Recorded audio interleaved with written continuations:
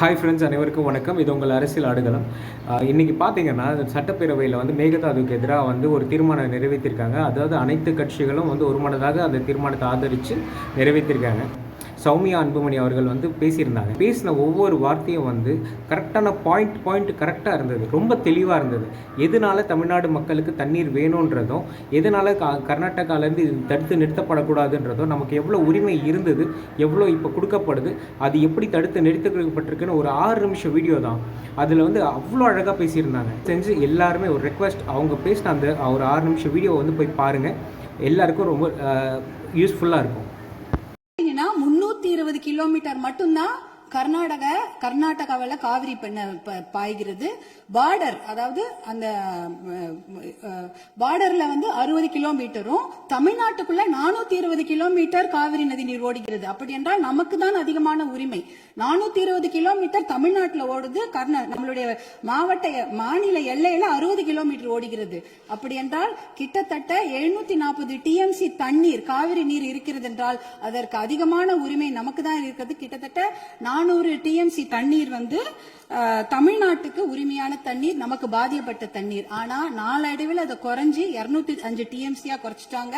192 TMC அதை குறைச்சிட்டு இன்றைக்கு 177 டிஎம்சி தண்ணீர் தான் தமிழ்நாட்டுக்கு என்ஷூர் பண்ணிருக்கிறாங்க. அதாவது அந்த காவிரி நடுவர் மன்ற தீர்ப்புல பாத்தீங்கன்னா, Karnataka has to ensure to give Tamil Nadu 177.25 TMC தண்ணீர்னு அங்க வாக்கியங்கள் வருது.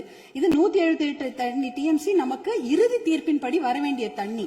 ஆனா என்ன பாத்தீங்கன்னா, நம்ம கடைமடை மாநிலம், கர்நாடக அரசு முதல் மடை மாநிலமாக இருக்கின்றது.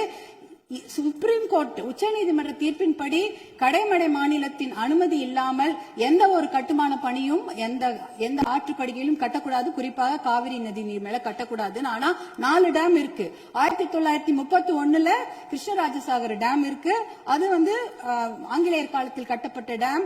அதற்கப்புறம் 1970களில் 3 டேம் கட்டியிருக்காங்க. ஹாரங்கி, கபினி, ஹேமாவத்தின்னு. இந்த 4 டேமும் சேர்த்து இந்த அணைகள்ல கிட்டத்தட்ட 115 டிஎம்சி தண்ணீர் தேக்கி வைக்க முடியும். மேகதாட்டுல புதுசாக அணை கட்டினாங்கன்னா அதுல 70 டிஎம்சி தண்ணீர் தேக்கி விட முடியும்.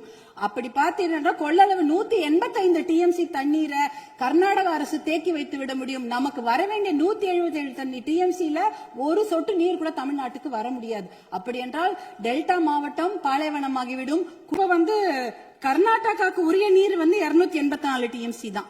நமக்கு இருக்கிறது 404 டிஎம்சில இருந்து குறைஞ்சு 177 டிஎம்சி ஆக்கிட்டாங்க. அதனால இத நம்ம ஒரு மிகப்பெரிய பிரச்சனையாக எடுத்துக்கொள்ள வேண்டும். மாண்புமிகு முதலமைச்சர் அவர்கள் கொண்டு வந்த அந்த தீர்மானத்தை, காவிரி நீர் படுகையில எந்த ஒரு கட்டுமான பணியோ அணைக்கட்டோ கட்டக்கூடாது என்ற தீர்மானத்தை பாட்டாளி மக்கள் கட்சி முழு மனதாக வரவேற்கிறது. அதற்கு எங்களுடைய முழு ஆதரவை நாங்கள் தெரிவித்துக் கொள்கின்றோம்.